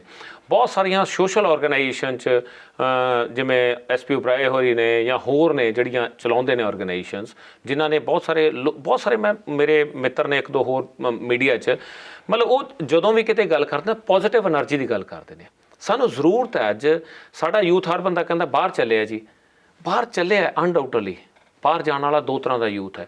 ਇੱਕ ਜਾਂਦਾ ਹੈ ਜਿਹੜਾ ਇੱਥੋਂ ਆਪਣੇ ਆਪ ਨੂੰ ਇੱਥੇ ਕੁਛ ਨਹੀਂ ਕਰ ਰਿਹਾ ਤੇ ਉੱਥੇ ਜਾਣਾ। ਇੱਕ ਹੈ ਕਿ ਆਪਣੇ ਆਪ ਨੂੰ ਡਿਵੈਲਪ ਕਰਕੇ ਪੰਜਾਬ ਦਾ ਨਾਮ ਰੋਸ਼ਨ ਕਰਦਾ। ਬਹੁਤ ਸਾਰੇ ਲੋਕ ਨੇ ਜਿਹੜੇ ਤੁਸੀਂ ਵਰਲਡ ਵਾਈਡ ਦੇਖੋਗੇ ਅੱਜ ਪੰਜਾਬੀ ਜਿਹੜਾ ਹੈ ਹਰ ਮੁਲਕ 'ਚ ਬਹੁਤ ਤਰੱਕੀਆਂ 'ਤੇ ਵੀ ਹੈ ਤੇ ਉਹ ਯੂਥ ਆਪਣਾ ਨਾਮ ਵੀ ਚਮਕਾਉਂਦਾ ਹੈ। ਸੋ ਡਿਫਰੈਂਸ ਹੈ। ਤੁਸੀਂ ਕਲਾਕਾਰਾਂ ਦੀ ਗੱਲ ਕੀਤੀ ਕਿ ਬਹੁਤ ਸਾਰੇ ਕਲਾਕਾਰ, ਸਾਡੇ ਕੋਲ ਬਹੁਤ ਸਾਰੇ ਨਾਮ ਲਏ ਜਾ ਸਕਦੇ ਆ, ਪਰ ਹੁਣ ਦੇਖਿਆ ਵੀ ਕਲਾਕਾਰ ਜਿਹੜੇ ਆ ਉਹ ਪਹਿਲਾਂ ਨਾਮ ਕਮਾਉਂਦੇ ਆ, ਫਿਰ ਉਹ ਰਾਜਨੀਤੀ 'ਚ ਆ ਜਾਂਦੇ ਆ। ਕਿ ਉਹ ਇਹੋ ਜਿਹੇ ਲੀਡਰ ਵੀ ਮਾਡਲ ਬਣ ਸਕਦੇ ਆ? ਨਹੀਂ, ਮੈਂ ਇੱਕ ਚੀਜ਼ ਕਹਿਣਾ ਹੁਣਾ ਕਿ ਜਿਸ ਕਾ ਕੰਮ ਉਸੀ ਕੋ ਸਾਂਝੇ। ਅਸੀਂ ਬਹੁਤ ਤਜਰਬੇ ਦੇਖੇ ਨੇ ਇਸ ਚੀਜ਼ ਦੇ। ਜ਼ਿੰਦਗੀ ਦੀ 25 ਸਾਲ ਦੀ ਸਿਆਸਤ ਹੋ ਗਈ ਤੇ ਬੜਾ ਵਰਕਰ ਲੈਵਲ ਤੋਂ ਕੰਮ ਕੀਤਾ, ਐਜ਼ ਏ ਵਰਕਰ ਹੀ ਕੰਮ ਕੀਤਾ। ਜ਼ਿੰਦਗੀ 'ਚ ਇੱਕ ਸੋਚ ਰੱਖੀ ਹੈ ਵੜੈਚ ਸਾਹਿਬ ਕਿ ਆਪਣੀ ਲਕੀਰ ਵੱਡੀ ਕਰਨੀ ਹੈ, ਦੂਜੇ ਦੀ ਛੋਟੀ ਨਹੀਂ ਕਰਨੀ ਜੀ। ਸੋ ਮੈਂ ਇੱਥੇ ਜਿਹੜੀ ਤੁਸੀਂ ਸਵਾਲ ਕੀਤਾ, ਤੁਸੀਂ ਕੋਈ ਵੀ ਕਲਾਕਾਰ ਹੈ, ਮੈਂ ਲੀਡਰ ਹਾਂ, ਮੈਂ ਲੀਡਰੀ ਛੱਡ ਕੇ ਮੈਂ ਕਲਾਕਾਰੀ ਕਰਨ ਲੱਗ ਜੂੰਗਾ, ਫੇਲ ਹੋ ਜੂੰਗਾ। ਉਹ ਮੇਰਾ ਕੰਮ ਨਹੀਂ ਹੈ, ਕਿਉਂਕਿ ਮੇਰੀ ਸੋਚ ਅੰਦਰੋਂ ਮੇਰਾ ਜਿਹੜਾ ਇੰਟਰਨਲ ਮੇਰੀ ਜ਼ਮੀਰ ਹੈ ਜਾਂ ਮੇਰਾ ਇੰਟਰਨਲ ਹੈ ਨਾ, ਉਹ ਇਸ ਕੰਮ ਲਈ ਹੈ। ਜਦੋਂ ਤੁਸੀਂ ਕਲਾਕਾਰੀ ਛੱਡ ਕੇ ਕਰੋਗੇ, ਬਹੁਤ ਲੋਕ ਨੇ ਲੀਡਰੀ ਲਈ ਨਾ ਜੀ ਘਸਣਾ ਪੈਂਦਾ ਹੈ। ਜਦੋਂ ਤੱਕ ਤੁਸੀਂ ਅੱਜ ਸਾਡੀ ਇਹ ਤਰਾਸਦੀ ਹੈ, ਅਸੀਂ ਕਈ ਵਾਰੀ ਕੀ ਕਰਦੇ ਹਾਂ, ਕੋਈ ਵੀ ਸੈਲੀਬ੍ਰਿਟੀ ਦੇਖ ਲਿਆ, ਕੋਈ ਵੀ ਵੱਡਾ ਦੇਖ ਲਿਆ, ਸਟਾਰ ਦੇਖ ਲਿਆ, ਅਸੀਂ ਉਹਦੇ ਮਗਰ ਉਹਨੂੰ ਵੋਟਾਂ ਪਾ ਕੇ ਵੀ ਜਿਤਾ ਦਿੰਦੇ ਹਾਂ। ਉਹਨੇ ਕਿੱਥੇ ਆਉਣਾ ਹੁੰਦਾ? ਪੰਜਾਬ ਲਈ ਕੀ ਸੁਪਨਾ ਹੈ ਤੁਹਾਡਾ ਫਿਰ? ਵੀ ਇਸ ਟਾਈਮ ਦਿਸ ਸਿਚੁਏਸ਼ਨ 'ਚੋਂ ਨਸ਼ੇ ਸਾਡੇ ਕੋਲੇ ਆ, ਗੈਂਗਸਟਰ ਸਾਡੇ ਕੋਲੇ ਆ, ਥਾਂ ਠੇਕੇ ਸਰਕਾਰਾਂ ਨੇ ਖੋਲ੍ਹ ਦਿੱਤੇ ਹੋਏ ਆ, ਹਾਂਜੀ, ਔਰ ਭ੍ਰਿਸ਼ਟਾਚਾਰ ਦਾ ਮਾਫੀਆ ਹੈ ਚਾਰੇ ਪਾਸੇ। ਜੇ ਅਸੀਂ ਕਰੀਏ ਤਾਂ ਸਾਨੂੰ ਲੱਗਦਾ ਯਾਰ ਪੰਜਾਬ 'ਚ ਕੋਈ ਚੰਗੀ ਚੀਜ਼ ਵੀ ਹੈਗੀ ਇਸ ਟਾਈਮ। ਤੁਹਾਡਾ ਸੁਪਨਾ ਕੀ ਹੈ? ਕਿਵੇਂ ਚਾਹੁੰਦੇ ਹੋ ਕਿ ਸਭ ਕੁਝ ਬਦਲਿਆ ਜਾ ਸਕਦਾ? ਨਹੀਂ ਵੜੈਚ ਸਾਹਿਬ, ਮੈਂ ਨਾ ਬੜਾ ਪੋਜ਼ੀਟਿਵ ਬੰਦਾ। ਮੈਂ ਜ਼ਿੰਦਗੀ 'ਚ ਕਹਿਣਾ ਜੋ ਹੁੰਦਾ ਚੰਗੇ ਲਈ ਹੁੰਦਾ, ਕਦੇ ਮਾੜੇ ਲਈ ਨਹੀਂ ਹੁੰਦਾ। ਬਟ ਇੱਕ ਚੀਜ਼ ਜ਼ਰੂਰ ਹੈ, ਬਹੁਤ ਕੁਝ ਮਾੜਾ ਹੈ ਤੇ ਬਹੁਤ ਕੁਝ ਚੰਗਾ ਹੈ। ਮੈਂ ਦੁਨੀਆ ਘੁੰਮੀ ਆ, ਤੁਸੀਂ ਵੀ ਘੁੰਮੀ ਹੋਊਗੀ ਕੋਈ ਅਨਡਾਊਟਡਲੀ, ਹੈ ਨਾ। ਪੰਜਾਬ ਦੇ ਵਿੱਚ ਸਿਰਫ ਸੋਚ ਬਦਲਣ ਦੀ ਲੋੜ ਹੈ ਸਾਨੂੰ। ਕਿਵੇਂ?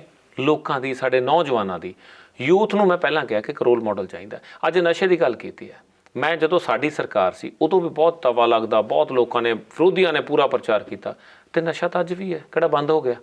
ਬਹੁਤ ਸੌਹਾਂ ਖਾਧੀਆਂ ਗਈਆਂ। ਨਸ਼ਾ ਪੂਰੀ ਦੁਨੀਆ ਦੀ ਸਮੱਸਿਆ ਹੈ, ਨਸ਼ਾ ਇਕੱਲੇ ਪੰਜਾਬ ਦੀ ਸਮੱਸਿਆ ਨਹੀਂ ਹੈ। ਤੁਸੀਂ ਦੁਬਈ ਵਰਗੇ ਸ਼ਹਿਰ ਜਿੱਥੇ ਮੌਤ ਦੀ ਸਜ਼ਾ, ਉੱਥੇ ਵੀ ਨਸ਼ੇ ਵਿਕਦੇ ਨੇ। ਇਹ ਕੋਈ, ਪਰ ਨਸ਼ਾ, ਮੈਂ ਇੱਕ ਚੀਜ਼ ਕਹਿਣਾ, ਸਾਨੂੰ ਇੱਕ ਸਮਝਾਉਣ ਵਾਲਾ ਤੇ ਸਾਡੀ ਸੋਚ ਬਦਲਣ ਵਾਲਾ ਇਨਸਾਨ ਚਾਹੀਦਾ।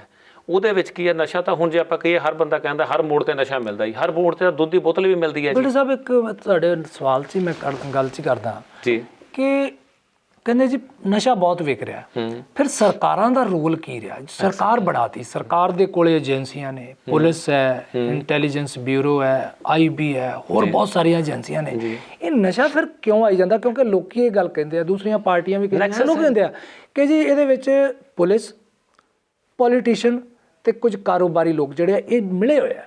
ਇਹ ਗੱਲ ਸੱਚੀ ਹੈ? ਸਾਰਾ ਕੁਝ ਹੀ ਵਿੱਚ ਹੈਗਾ ਜੀ, ਇਹ 'ਚ ਕੋਈ ਦੋ ਰਾਏ ਨਹੀਂ ਹੈ। ਪੋਲਿਟਿਕਸ ਇਹਦੇ ਲਈ ਜ਼ਿੰਮੇਵਾਰ ਹੈ? ਡੈਫੀਨੇਟ ਹੈ ਜੀ, ਡੈਫੀਨੇਟ ਹੈ। ਦੇਖੋ, ਕੋਈ ਵੀ ਚੀਜ਼ ਕਿਸੇ ਦੇ, ਮੈਂ ਹਮੇਸ਼ਾ ਕਹਿਣਾ, ਮੈਂ ਪਹਿਲਾਂ ਵੀ ਤੁਹਾਨੂੰ ਕਿਹਾ, ਬਹੁਤ ਸਾਰੇ ਪੋਲੀਟੀਸ਼ੀਅਨ ਰੋਲ ਮਾਡਲ ਨੇ ਤੇ ਬਹੁਤ ਸਾਰੇ ਪੋਲੀਟੀਸ਼ੀਅਨ ਇਹੋ ਜਿਹੇ ਨੇ ਜਿਨ੍ਹਾਂ ਨੇ ਇਸ ਪੰਜਾਬ ਨੂੰ ਗੰਦਲਾ ਕੀਤਾ ਹੈ। ਬਹੁਤ ਸਾਰੇ ਬਿਊਰੋਕਰੇਟਸ ਚੰਗੇ ਨੇ ਤੇ ਬਹੁਤ ਸਾਰੇ ਬਿਊਰੋਕਰੇਟਸ ਇਹੋ ਜਿਹੇ ਨੇ ਜਿਨ੍ਹਾਂ ਨੇ ਪੰਜਾਬ ਨੂੰ ਗੰਦਲਾ ਕੀਤਾ ਹੈ, ਤੇ ਬਹੁਤ ਸਾਰੇ ਲੋਕ ਚੰਗੇ ਨੇ, ਮੈਕਸਿਮਮ ਲੋਕ ਚੰਗੇ ਨੇ, ਮੁੱਠੀ ਭਰ ਲੋਕ ਨੇ ਜਿਨ੍ਹਾਂ ਨੂੰ ਪੰਜਾਬ ਨੂੰ ਵੇਚਣ ਤੇ ਪੰਜਾਬ ਨੂੰ ਤੋੜਨ ਦੀ ਕੋਸ਼ਿਸ਼ ਕੀਤੀ ਹੈ। ਸੋ ਇਹ ਸਿਸਟਮ ਹੈ। ਮੈਂ ਫਿਰ ਉਹੀ ਗੱਲ ਕਹੀ ਹੈ ਕਿ ਨਸ਼ਾ ਤਾਂ ਹਰ ਮੋੜ ਦੀ ਗੱਲ ਕਰਦੇ ਨੇ, ਹਰ ਮੋੜ ਤੇ ਦੁੱਧ ਦੀ ਬੋਤਲ ਮਿਲਦੀ ਆ, ਉਹ ਕਿਉਂ ਨਹੀਂ ਲੈਂਦੇ ਅਸੀਂ? ਪਰ ਪਿਛਲੀਆਂ ਸਰਕਾਰਾਂ ਨੇ ਹਰ ਪਿੰਡ ਦੀ ਫਿਰਨੀ ਦੇ ਉੱਤੇ ਨਸ਼ੇ ਦਾ ਠੇਕਾ ਖੋਲ ਦਿੱਤਾ ਹੈ। ਬਿਲਕੁਲ ਠੀਕ ਹੈ। ਖੁੱਲਣੇ ਤਾਂ ਸਕੂਲ ਚਾਹੀਦੇ ਸੀਗੇ, ਹਸਪੀਟਲਸ ਖੁੱਲਣੇ ਚਾਹੀਦੇ ਸੀਗੇ, ਗਲੀਆਂ ਪੱਕੀਆਂ ਹੋਣ, ਫਿਰਨੀਆਂ ਪੱਕੀਆਂ ਹੋਣ। ਪਿੰਡ ਦੀ ਫਿਰਨੀ ਤੇ ਨਸ਼ੇ ਖੋਲਣ ਦਾ, ਠੇਕੇ ਖੋਲਣ ਦੀ ਗੱਲ ਅੱਜ ਤੱਕ ਨਹੀਂ ਸਮਝ ਆਈ ਬਈ ਜਿਹੜਾ ਬੰਦਾ ਠੇਕੇ ਤੇ ਘਰੇ ਦਾਰੂ ਪੀਂਦਾ, ਕੋਈ ਪ੍ਰਾਹੁਣਾ ਆ ਗਿਆ, ਵੀ ਠੀਕ ਹੈ ਯਾਰ ਖਤਮ ਹੋ ਗਈ, ਹੋਰ ਲੈ ਆਓ। ਅੱਗੇ ਉਹਨੂੰ 10 ਕਿਲੋਮੀਟਰ ਜਾਣਾ ਪੈਂਦਾ ਸੀ ਤੇ ਰਾਤ ਹੋ ਜਾਂਦੀ, ਛੱਡੋ ਯਾਰ ਰਾਤ ਦਾ ਟਾਈਮ ਹੋ ਗਿਆ, ਹੁਣ ਤੇ ਪਿੰਡ ਦੇ ਬਾਹਰ ਮਿਲਦੀ ਹੈ। ਇਹਦੇ ਲਈ ਤੁਸੀਂ ਸਰਕਾਰਾਂ ਜਿਹੜੀਆਂ ਹੁਣ ਤੱਕ ਆਈਆਂ ਉਹਨਾਂ ਨੂੰ ਜ਼ਿੰਮੇਵਾਰ ਸਮਝਦੇ ਹੋ? ਮੈਂ ਇਹ ਕਹਿਣਾ ਕਿ ਦੇਖੋ, ਪੰਜਾਬ ਕੋਲੇ ਨਾ ਜੀ, ਇੱਕ ਮੈਂ ਬਹੁਤ ਖੁੱਲੀ ਗੱਲ ਕਰੂੰਗਾ ਕਿ ਪੰਜਾਬ ਕੋਲੇ ਰੈਵਨਿਊ ਜਨਰੇਸ਼ਨ ਵਾਸਤੇ ਜੇ ਆਪਾਂ ਸੋਚੀਏ ਨਾ, ਰੈਵਨਿਊ ਦੋ ਤਿੰਨ ਚੀਜ਼ਾਂ ਨਾਲ ਹੈ। ਪੰਜਾਬ ਜੋਗ੍ਰਾਫਿਕਲੀ ਬਹੁਤ ਵੀਕ ਹੈ। ਜੇ ਤੁਸੀਂ ਵੜੈਚ ਸਾਹਿਬ ਦੇਖੀਏ ਨਾ, ਜੋਗ੍ਰਾਫਿਕਲੀ ਬਹੁਤ ਵੀਕ ਹੈ। ਜਿਵੇਂ ਗੁਜਰਾਤ ਦੀ ਗੱਲ ਕਰਦੇ ਹਾਂ, ਮਹਾਰਾਸ਼ਟਰ ਦੀ ਗੱਲ ਕਰਦੇ ਹਾਂ, ਆਪਾਂ ਦਿੱਲੀ ਦੀ ਗੱਲ ਕਰਦੇ ਹਾਂ, ਉਹਨਾਂ ਕੋਲ ਟੈਕਸ ਰੈਵਨਿਊ ਬਹੁਤ ਹੈ। ਪੰਜਾਬ ਕੋਲੇ ਟੈਕਸ ਰੈਵਨਿਊ ਕਿਸ ਚੀਜ਼ ਦਾ ਕਰਦੇ ਨੇ? ਇਹ ਸਿਰਫ ਸ਼ਰਾਬ ਤੋਂ ਕਾਰੋ ਜਾਂ ਖਾਣ ਪੀਣ ਦੇ ਜਿਹੜੀਆਂ ਇਹ ਚੀਜ਼ਾਂ ਨੇ, ਜਾਂ ਅਸਲੀ ਮੁੱਦਾ ਕੀ ਹੈ? ਮੁੱਦਾ ਇਸ ਗੱਲ ਦਾ ਹੈ ਕਿ ਡਿਵਰਸੀਫਿਕੇਸ਼ਨ ਕਿਵੇਂ ਹੋਵੇ, ਨਸ਼ਾ ਬੰਦ ਹੋਣ ਦਾ ਕੀ ਹੋਊਗਾ। ਸਾਡੇ ਪੰਜਾਬੀ ਜਿਹੜੇ ਖੇਤੀਬਾੜੀ, ਅੱਜ ਤੁਸੀਂ ਦੇਖੋ, ਮੈਂ ਨੌਜਵਾਨਾਂ ਨੂੰ ਕਹਿਣਾ ਕਿ ਸੈਲਫ ਇੰਪਲਾਇਡ ਹੋਣ ਵਾਸਤੇ, ਜਦੋਂ ਮੈਂ ਛੋਟਾ ਸੀ ਮੈਨੂੰ ਯਾਦ ਹੈ ਕਿ ਮੇਰੇ ਬਜ਼ੁਰਗ ਜਦੋਂ ਮਿਰਚਾਂ ਦਾ ਕੰਮ ਕਰਦੇ ਹੁੰਦੇ ਸੀ, ਖੇਤੀਬਾੜੀ ਕਰਦੇ ਨਾਲ ਦਾਦੇ ਹੋਰੀ ਮਿਰਚਾਂ ਦਾ ਕੰਮ ਵੀ ਕਰਦੇ। ਮੈਂ ਛੋਟਾ ਜਿਹਾ ਹੁੰਦਾ ਸੀ, ਮੱਝਾਂ ਵੀ ਨਮਾ ਕੇ ਲਿਆਉਂਦੇ ਟੋਭੇ ਤੇ, ਆਪਦੇ ਖੇਤ 'ਚ ਜਾ ਕੇ ਅਸੀਂ ਕੰਮ ਵੀ ਕਰਕੇ ਆਉਂਦੇ। ਮੇਰੀ ਮਾਂ ਹੈਡ ਟੀਚਰ ਸੀ, ਟੀਚਰ ਹੁੰਦੇ ਹੋਏ ਵੀ ਖੇਤ ਤੋਂ ਪੱਠੇ ਲੈ ਆਉਂਦੀ ਹੁੰਦੀ ਸੀ। ਤੇ ਅੱਜ ਮੈਨੂੰ ਦੱਸੋ ਕਿਹੜੇ ਪਰਿਵਾਰ 'ਚ ਮੁੰਡਾ ਲੈ ਕੇ ਆਉਂਦਾ? ਪਰ ਗੱਲ ਇਹ ਆ ਕਿ ਸਮੇਂ ਦੇ ਨਾਲ ਜਿਹੜੀ ਨੌਜਵਾਨ ਹੈ ਪੀੜ੍ਹੀ ਜੀ, ਇੰਨਾ ਐਕਸਪੋਜ਼ਰ ਹੋ ਗਿਆ ਉਹਦੇ ਕੋਲੇ, ਉਹਦਾ ਦਿਲ ਹੀ ਨਹੀਂ ਕਰਦਾ ਕਿ ਮੈਂ ਪੱਠੇ ਲੈ ਕੇ ਆਵਾਂ, ਉਹਦਾ ਦਿਲ ਕਰਦਾ ਮੈਂ ਮੋਟਰਸਾਈਕਲ ਤੇ ਚੜ੍ਹ ਕੇ ਸ਼ਹਿਰ ਜਾਵਾਂ। ਐਗਜ਼ੈਕਟਲੀ ਇਹੀ ਫਰਕ। ਤੇ ਜਿਵੇਂ ਤੁਸੀਂ ਗੱਲ ਕੀਤੀ ਕਿ ਆਮਦਨ ਦਾ ਸਾਧਨ ਸਾਡੇ ਕੋਲ ਸ਼ਰਾਬ ਹੈ, ਇਹ ਮੈਨੂੰ ਲੱਗਦਾ ਅਗਰ ਸਰਕਾਰਾਂ ਇੰਝ ਸੋਚਦੀਆਂ ਕਿ ਆਮਦਨ ਲਈ ਠੇਕੇ ਖੋਲ ਦਿਓ, ਜਿਵੇਂ ਕੈਪਟਨ ਸਾਹਿਬ ਨੇ ਤਾਂ ਇੱਕ ਵਾਰੀ ਕਹਿ ਦਿੱਤਾ ਸੀ ਕਿ ਅਸੀਂ ਜਿਹੜੀਆਂ ਕਰਿਆਨੇ ਦੀਆਂ ਦੁਕਾਨਾਂ ਤੇ ਵੀ ਅਲਾਉ ਕਰ ਦਿਆਂਗੇ। ਮੈਨੂੰ ਲੱਗਦਾ ਕਿ ਇਹ ਤੇ ਬਹੁਤ ਵੱਡਾ ਧਰੋ ਹੈ ਕਿ ਆਮਦਨ ਦੇ ਲਈ ਅਸੀਂ ਸ਼ਰਾਬ ਚਾਰੇ ਪਾਸੇ ਜਿਹੜੀ ਆ ਉਹ ਖੁੱਲ੍ਹੀ ਕਰ ਦਿੱਤੀ। ਮੈਂ ਉੱਥੇ ਉਸੇ ਗੱਲ ਤੇ ਆਇਆ ਨਾ, ਮੈਂ ਤੁਹਾਨੂੰ ਟੈਕਨੀਕਲ ਗੱਲ ਕੀਤੀ ਹੈ ਕਿ ਆਮਦਨ ਦਾ ਸੋਰਸ ਹੈ, ਇਹ ਡਿਵਰਸੀਫਾਈ ਕਿਵੇਂ ਹੋ ਸਕਦਾ ਹੈ? ਪੰਜਾਬ ਲਈ ਜੇ ਡੇਅਰੀ ਪ੍ਰੋਡਕਟ ਸ਼ੁਰੂ ਹੋਣ, ਕਿ ਡੇਅਰੀ ਫਾਰਮਿੰਗ ਤੇ ਕੰਮ ਕੀਤਾ ਜਾਵੇ, ਫਲਾਵਰਿੰਗ ਤੇ ਕੰਮ ਕੀਤਾ ਜਾਵੇ, ਸਬਜ਼ੀਆਂ ਤੇ ਕੰਮ ਕੀਤਾ ਜਾਵੇ। ਮੈਂ ਬੜਾ ਸਭ ਨੂੰ ਜੋੜ ਕੇ ਦੇ ਰਿਹਾ ਸੀ ਕਿ ਮੁੰਡੇ ਕੰਮ ਕਰਨ। ਅੱਜ ਤੁਸੀਂ ਸਿੰਗਾਪੁਰ ਵਰਗੇ ਐਡੇ ਕੁ ਮੁਲਕ ਨੇ, ਉਹਨਾਂ ਦੇ ਜੇ ਮਿੱਟੀ ਵੀ ਲਿਆਉਣੀ ਉਹ ਵੀ ਇੰਪੋਰਟ ਕਰਦੇ ਨੇ। ਉਹ ਇੰਡੀਆ ਤੋਂ ਸਿੰਗਾਪੁਰ, ਮਲੇਸ਼ੀਆ, ਹੋਰ ਡਾਇਰੈਕਟ ਫਲਾਈਟਾਂ, ਦੁਬਈ। ਤੁਸੀਂ ਜੇ ਇੱਥੋਂ ਫੁੱਲਾਂ ਦਾ ਕੰਮ ਕਰੋਗੇ, ਤੁਸੀਂ ਸਬਜ਼ੀ ਦਾ ਕੰਮ ਕਰੋਗੇ, ਤੁਸੀਂ ਦੁੱਧ ਦਾ ਕੰਮ ਕਰੋਗੇ, ਬਹੁਤ ਕੁਛ ਹੈ ਜਿਹੜਾ ਇੱਥੋਂ ਐਕਸਪੋਰਟ ਹੋ ਸਕਦਾ ਹੈ। ਇੱਥੇ ਦੇ ਏਅਰਪੋਰਟ, ਜਿਹੜਾ ਸਰਦਾਰ ਸੁਖਬੀਰ ਸਿੰਘ ਬਾਦਲ ਸਾਹਿਬ ਦਾ ਵਿਜ਼ਨ ਸੀ, ਉਹ ਇਹ ਸੀ ਕਿ ਚੰਡੀਗੜ੍ਹ ਏਅਰਪੋਰਟ ਜਾਂ ਅੰਮ੍ਰਿਤਸਰ ਏਅਰਪੋਰਟ ਨੂੰ ਕਾਰਗੋ ਬਣਾਓ। ਤੇ ਇੱਥੇ ਜਿਵੇਂ ਮਲੇਰਕੋਟਲਾ ਸਬਜ਼ੀ ਦਾ ਹੱਬ ਹੈ, ਸੁਨਾਮ ਹੈ, ਮੈਂ ਸੁਨਾਮ ਦਾ ਰਹਿਣ ਵਾਲਾ, ਸਾਡੇ ਕੰਬੋਜ ਭਾਈਚਾਰਾ ਹੈ। ਲੈਂਡ ਹੋਲਡਿੰਗ ਕਿਸੇ ਦੀ ਕਿੱਲਾ, ਕਿਸੇ 2 ਕਿੱਲੇ ਹੈ, ਮਹੀਨੇ ਦਾ 40-40, 50-50 ਹਜ਼ਾਰ ਰੁਪਇਆ ਕਮਾਉਂਦੇ ਨੇ ਸਬਜ਼ੀ ਚੋਂ ਜੀ। ਬਟ ਕੀ ਹੈ, ਸਵੇਰੇ 3:30 ਵਜੇ ਉੱਠਣਾ ਪੈਂਦਾ ਹੈ। 3:30 ਵਜੇ ਉੱਠ ਕੇ ਸਬਜ਼ੀ ਤੋੜ ਕੇ ਮੰਡੀ 'ਚ ਤਾਜੀ ਵੇਚ ਤਾਂ ਕੇ ਵਿਕਦੀ ਹੈ, ਫਿਰ ਸ਼ਾਮ ਨੂੰ ਘਰੇ ਜਾਣਾ ਕਰੇ। ਸੋ ਇਹ ਚੀਜ਼ਾਂ ਜਿਹੜੀਆਂ ਨੇ ਇਹ ਕਰਨਾ ਪਊਗਾ। ਜੀ ਜੀ ਵਿਨਰ ਜੀ, ਜੇ ਤੁਹਾਡੇ ਹਲਕੇ ਦੀ ਜੇ ਗੱਲ ਕਰੀਏ, ਕਿਉਂਕਿ ਹੁਣ ਤੁਸੀਂ ਅੱਗੇ ਨਿਤਰਨਾ ਹੈ ਤੇ ਬਹੁਤ ਕੰਮ ਹੋਣਾ ਤੁਹਾਨੂੰ, ਲੇਕਿਨ ਸਭ ਤੋਂ ਵੱਡੇ ਜਿਹੜੇ ਲੋਕਾਂ ਵੱਲੋਂ ਸਵਾਲ ਵੀ ਉੱਠੇ ਆ ਤੇ ਅਕਾਲੀ ਦਲ ਦੇ ਉੱਤੇ ਵੀ ਹੈ ਕਿ ਜੀ ਬੇਅਦਬੀ ਵਾਲਾ ਮਾਮਲਾ ਹੈ ਜਿਹੜਾ, ਇੱਕ ਤੇ ਉਹ ਤੁਹਾਨੂੰ ਫੇਸ ਕਰਨਾ ਪਊਗਾ, ਦੂਸਰਾ ਕਿਸਾਨਾਂ ਵਾਲਾ ਕਰਨਾ ਪਊਗਾ, ਤੀਸਰਾ ਨਸ਼ਿਆਂ ਵਾਲਾ ਕਰਨਾ ਪਊਗਾ। ਤੁਹਾਨੂੰ ਕੀ ਲੱਗਦਾ ਕਿਵੇਂ ਫੇਸ ਕਰੋਗੇ? ਕਿਉਂਕਿ ਇਹਦੇ ਉੱਤੇ ਬੜੇ ਵੱਡੇ ਸਵਾਲ ਹੋ ਵੀ ਰਹੇ ਨੇ ਤੇ ਤੁਹਾਨੂੰ ਵੀ ਫੇਸ ਕਰਨੇ ਪੈਣਗੇ। ਤੁਸੀਂ ਆਪਣਾ, ਮੈਨੂੰ ਲੱਗਦਾ, ਮਨ ਸਪਸ਼ਟ ਕਰੋ, ਤੁਹਾਡੇ ਦਰਸ਼ਕਾਂ ਨੂੰ ਪਤਾ ਲੱਗੇ ਕਿ ਤੁਹਾਡਾ ਵਿਜ਼ਨ ਕੀ ਹੈ, ਤੁਸੀਂ ਇਹਨਾਂ ਮੁੱਦਿਆਂ ਤੇ ਕੀ ਸੋਚਦੇ ਹੋ। ਪਹਿਲੀ ਗੱਲ ਜਿਹੜੀ ਨਾ, ਮੈਂ ਬੜੀ ਦੁੱਖ ਨਾਲ ਕਹਿਣਾ ਪੈਂਦਾ ਹੈ ਕਿ ਸਾਡੇ ਹਲਕੇ ਸੰਗਰੂਰ ਦੇ ਵਿੱਚ, ਜਿੱਥੋਂ ਮੈਂ ਲੜਨੇ ਇਲੈਕਸ਼ਨ, ਉੱਥੇ ਧਰਮ ਦੀ, ਜਾਤ ਪਾਤ ਦੀ ਰਾਜਨੀਤੀ ਬਹੁਤ ਜ਼ਿਆਦਾ ਹੈ। ਸਾਡੇ ਮੌਜੂਦਾ ਜਿਹੜੇ ਮਿਨਿਸਟਰ ਸਾਹਿਬ ਨੇ ਉਹਨਾਂ ਵੱਲੋਂ ਕੀਤੀ ਜਾਂਦੀ ਹੈ, ਵਿਜੇਂਦਰ ਸਿੰਗਲਾ। ਹਾਂਜੀ, ਬਿਲਕੁਲ ਬਿਲਕੁਲ। ਐਂਡ ਸੈਕੰਡਲੀ, ਦੂਜੀ ਪਰਚਿਆਂ ਤੇ ਖਰਚਿਆਂ ਦੀ ਰਾਜਨੀਤੀ ਕੀਤੀ ਜਾਂਦੀ ਹੈ, ਨਜਾਇਜ਼ ਪਰਚੇ ਤੇ ਲੋਕਾਂ ਤੋਂ ਕਮਿਸ਼ਨ ਲਿਆ ਜਾਂਦਾ। ਇਹ ਤਾਂ ਇਲਜ਼ਾਮ ਕਾਂਗਰਸੀ ਅਕਾਲੀਆਂ ਤੇ ਵੀ ਲਾਉਂਦੇ ਰਹੇ ਆ। ਮੈਂ ਇਹ ਛੱਡ ਦੋ, ਹੁਣ ਤੁਸੀਂ ਮੈਨੂੰ ਬੇਅਦਬੀ ਦੀ ਗੱਲ ਕੀਤੀ ਹੈ, ਮੈਂ ਸਿਰਫ ਇੱਕ ਸਵਾਲ ਕਰੂੰਗਾ, ਬੇਅਦਬੀ ਕਰਨ ਦਾ ਕਿਹਨੂੰ ਫਾਇਦਾ ਹੋਇਆ? ਬੇਅਦਬੀ ਕਰਨ ਦਾ ਕਿਹਨੂੰ ਫਾਇਦਾ ਹੋਇਆ? ਕਾਂਗਰਸ ਨੂੰ। ਸਰਕਾਰ ਕੀ ਦੀ? ਕਾਂਗਰਸ ਦੀ। ਅਕਾਲੀ ਦਲ ਤਾਂ ਸੱਤਾ 'ਚ ਨਹੀਂ ਆਇਆ ਨਾ। ਇਟ ਮੀਨਸ ਬੇਅਦਬੀ ਕਿਹਨੇ ਕਰਾਈ? ਜਿਹੜੇ ਲੋਕਾਂ ਨੇ, ਕਾਂਗਰਸ ਨੇ ਕਰਾਈ ਜਾਂ ਆਮ ਆਦਮੀ ਪਾਰਟੀ ਨੇ ਕਰਾਈ, ਜਿਹਨੇ ਸੱਤਾ 'ਚ ਆਉਣਾ ਸੀ। ਮੇਰਾ ਘਰ ਸ਼ੀਸ਼ੇ ਦਾ ਜੀ, ਮੈਂ ਦੂਜਿਆਂ ਦੇ ਕਿਉਂ ਪੱਥਰ ਮਾਰੂੰਗਾ? ਨਾਲੇ ਸ਼੍ਰੋਮਣੀ ਅਕਾਲੀ ਦਲ ਨੁਮਾਇੰਦਾ ਜਥੇਬੰਦੀ ਹੈ, ਸਿੱਖਾਂ ਦੀ ਜਥੇਬੰਦੀ ਹੈ। ਅਸੀਂ ਤਾਂ ਅਰਦਾਸ ਕੀਤੀ ਹੈ ਕਿ ਜਿਹੜਾ ਬੰਦਾ ਬੇਅਦਬੀ ਕਰਾਉਂਦਾ ਜਾਂ ਬੇਅਦਬੀ ਦੇ ਨਾਂ 'ਤੇ ਸਿਆਸਤ ਕਰਦਾ, ਉਹਦਾ ਕੱਖ ਨਾ ਰਹੇ। ਤੇ ਹੋਇਆ ਵੀ ਹੈ ਜਿਨ੍ਹਾਂ ਨੇ ਸਿਆਸਤ ਕੀਤੀ ਹੈ। ਤੁਸੀਂ ਦੇਖੋ ਜਿਹੜੇ ਲੋਕਾਂ ਨੇ ਸਿਆਸਤ ਕੀਤੀ ਸੀ ਅੱਜ ਉਹ ਕਿੱਥੇ ਨੇ, ਤੇ ਫਿਰ ਵੀ ਅਕਾਲੀ ਦਲ ਉੱਥੇ ਹੀ ਖੜਾ ਹੈ। ਤੇ ਦੂਜੀ ਚੀਜ਼, ਜਿਹੜੀ ਗੱਲ ਤੁਸੀਂ ਮੈਨੂੰ ਅਗਲੀ ਪੁੱਛੀ, ਵਿਜ਼ਨ ਜਿਹੜਾ, ਜੇ ਆਪਾਂ ਕਹੀਏ ਨਸ਼ਿਆਂ ਦੇ ਮੁੱਦੇ ਤੇ, ਮੈਂ ਪਹਿਲਾਂ ਕਿਹਾ ਨਸ਼ਾ, ਮੈਂ ਸਪਸ਼ਟ ਕਹਿਣਾ, ਜਿੱਥੇ ਸਰਕਾਰਾਂ ਦਾ ਰੋਲ ਬਹੁਤ ਵੱਡਾ ਹੈ, ਅਫਸਰਾਂ ਦਾ ਰੋਲ ਬਹੁਤ ਵੱਡਾ ਹੈ, ਉੱਥੇ ਨਸ਼ਾ ਲੋਕਾਂ ਦੀ ਸਮਝ ਨਾਲ ਬੰਦ ਹੋਣਾ ਹੈ। ਨਹੀਂ ਹੋਣਾ। ਜਦੋਂ ਅਸੀਂ ਆਪ ਸਮਝਦਾਰ ਹੋਵਾਂਗੇ ਕਿ ਮੇਰੇ ਮੁਹੱਲੇ ਵਾਲਾ, ਨਾਲ ਗਵਾਂਢੀ ਕੋਈ ਨਸ਼ਾ ਵੇਚ ਰਿਹਾ ਹੈ, ਜਦੋਂ ਤੱਕ ਅਸੀਂ ਉਸ ਚੀਜ਼ ਨੂੰ ਰੋਕਾਂਗੇ ਨਹੀਂ, ਆਪ ਇਕੱਠੇ ਹੋ ਕੇ, ਨਹੀਂ ਰੁਕ ਸਕਦਾ। ਨਸ਼ਾ ਪੂਰੀ ਦੁਨੀਆ ਦੀ ਸਮੱਸਿਆ ਹੈ। ਪਰ ਗੋਲਡੀ ਜੀ, ਇਸ ਤੁਹਾਡੀ ਗੱਲ ਦੇ ਵਿੱਚੋਂ ਲੋਕੀ ਇਹ ਗੱਲ ਕਹਿਣਗੇ ਕਿ ਲੋਕ ਕਿਵੇਂ ਰੁਕ ਸਕਦੇ ਆ? ਪੁਲਿਸ ਦੇ ਹੁੰਦਿਆਂ ਰਾਤ ਨੂੰ ਨਸ਼ਾ ਆਉਂਦਾ ਹੈ, ਸਵੇਰੇ ਆਉਂਦਾ ਹੈ, ਪੁਲਿਸ ਕਿਉਂ ਨਹੀਂ ਰੋਕਦੀ? ਆਮ ਬੰਦਾ ਕਿਵੇਂ ਰੋਕ ਸਕਦਾ? ਮੈਂ ਇਹ ਤਾਂ ਕਹਿ ਰਿਹਾ ਨਾ ਜੀ, ਇਹੀ ਕੰਟਰੋਲ ਹੈ। ਪੁਲਿਸ ਜਿਹੜੀ ਹੈ ਮਿਲੀ ਭੁਗਤ, ਮੈਂ ਪਹਿਲਾਂ ਕਿਹਾ ਕਿ ਜਿੱਥੇ ਹਰ ਬੰਦੇ ਦੀ ਤਿੰਨਾਂ ਦੀ ਮਿਲੀ ਭੁਗਤ ਹੈ, ਉਹ 'ਚ ਪਬਲਿਕ ਵੀ ਹੈ, ਉਹ 'ਚ ਪੁਲਿਸ ਵੀ ਹੈ, ਉਹ 'ਚ ਪੋਲੀਟੀਸ਼ੀਅਨ ਵੀ ਹੈ, ਉਹ 'ਚ ਸਾਰਾ ਕੁਛ ਹੈ। ਪਰ ਉਹ ਚੰਦ ਬੰਦੇ ਜਿਹੜੇ ਨੇ, ਉਹ ਸਮਾਜ ਨੂੰ, ਉਹ ਇਕੱਲੇ ਇੱਥੇ ਨਹੀਂ, ਹਰ ਦੁਨੀਆ ਦੇ ਹਰ ਕੋਨੇ 'ਚ ਨੇ, ਹਰ ਸਾਡੇ ਮਹੱਲੇ 'ਚ ਨੇ। ਸੋ ਦੂਜੀ ਜਿਹੜੀ ਤੁਸੀਂ ਕਿਸਾਨੀ ਦੀ ਮੈਨੂੰ ਪੁੱਛਿਆ, ਮੈਂ ਤਿੰਨੇ ਸਵਾਲਾਂ ਦਾ ਜਵਾਬ ਪਾਰਟਿਕੂਲਰ ਦਊਂਗਾ ਤੁਹਾਨੂੰ। ਕਿਸਾਨੀ ਲਈ ਅਸੀਂ ਬਹੁਤ ਕੋਸ਼ਿਸ਼ ਕੀਤੀ ਬੀਜੇਪੀ ਨੂੰ ਸਮਝਾਉਣ ਦੀ, ਅਖੀਰ ਤੱਕ ਸਮਝਾਉਂਦੇ ਰਹੇ।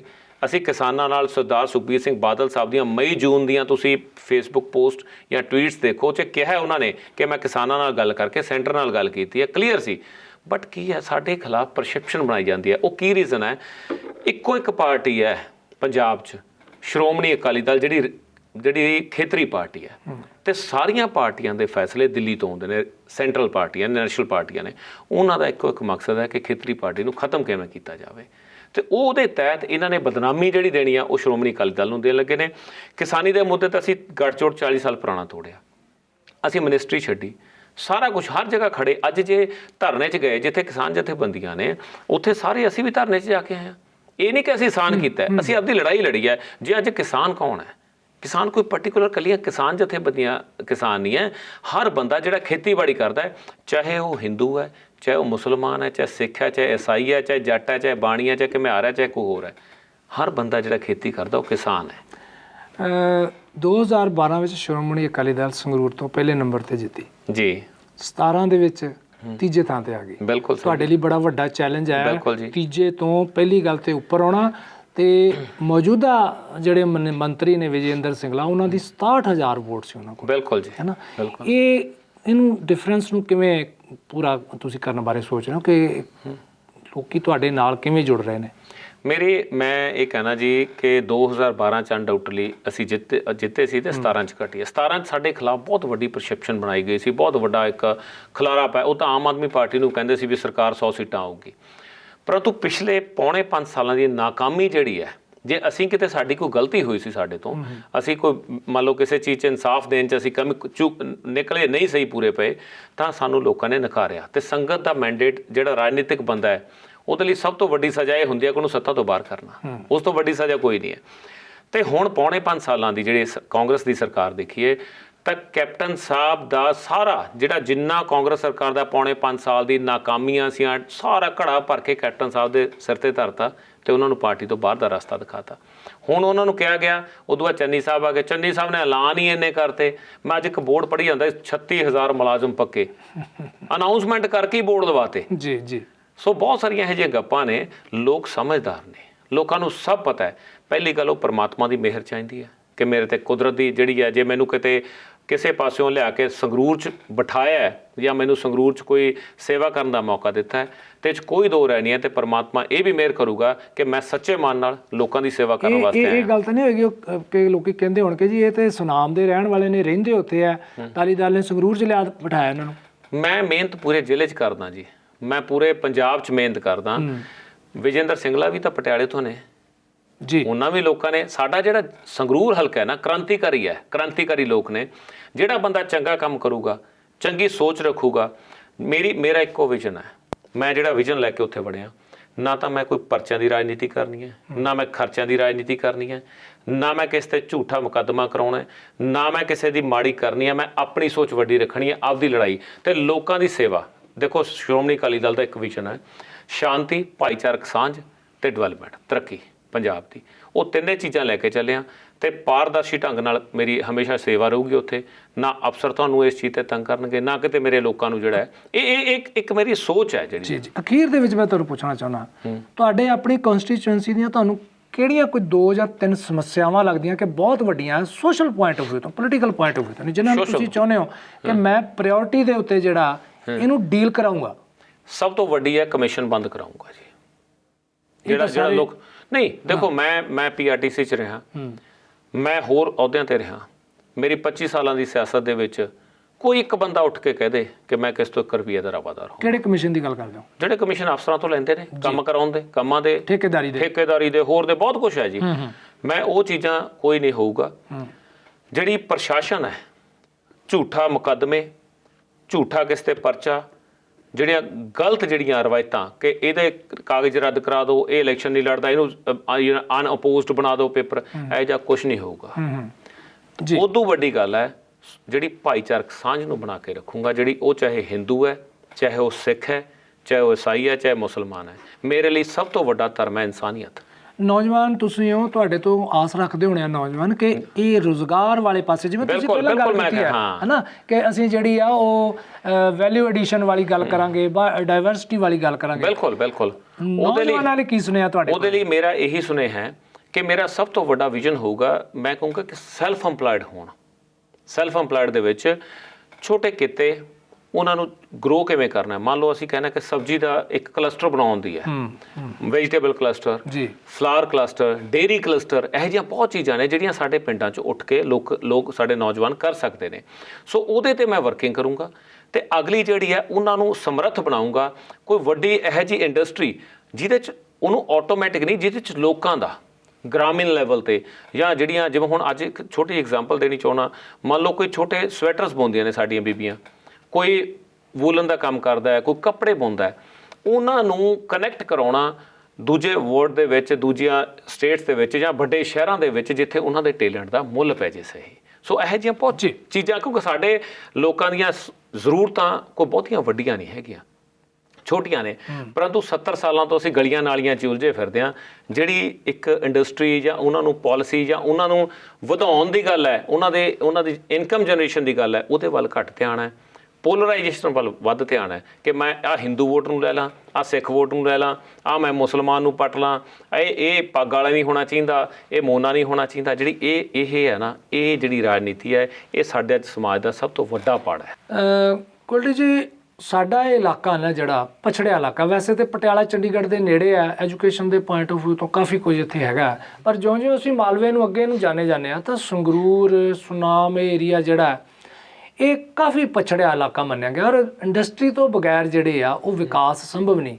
ਔਰ ਇਸ ਇਲਾਕੇ 'ਚ ਜਿਉਂ ਹੀ ਆਪਾਂ ਲੰਘ ਜਾਂਦੇ ਆ ਪਟਿਆਲਾ, ਤੇ ਅੱਗੇ ਸਾਨੂੰ ਇੰਡਸਟਰੀ ਕੋਈ ਵੱਡੀ ਦਿਸਦੀ ਨਹੀਂ ਹੈਗੀ, ਹਾਲਾਂਕਿ ਲੋੜ ਬਹੁਤ ਵੱਡੀ ਹੈ। ਬਿਲਕੁਲ ਵਰੈਦ ਸਾਹਿਬ, ਤੁਸੀਂ ਦੇਖੋ ਮਾਲਵੇ ਦੇ ਇਸ ਖੇਤਰ 'ਚ ਬਹੁਤ ਆਬਾਦੀ ਹੈ ਤੇ ਮੇਰੀ ਇਹ ਕੋਸ਼ਿਸ਼ ਪੂਰੀ ਹੈ ਤੇ ਜਦੋਂ ਸਰਕਾਰ ਬਣੂਗੀ ਤਾਂ ਉਹ 'ਚ ਕੋਈ ਇਹ ਚੀਜ਼ਾਂ ਜਿਹੜੀਆਂ ਨੇ ਹਰ ਚੀਜ਼ ਸੰਭਵ ਹੋ ਸਕਦੀ ਹੁੰਦੀ ਹੈ।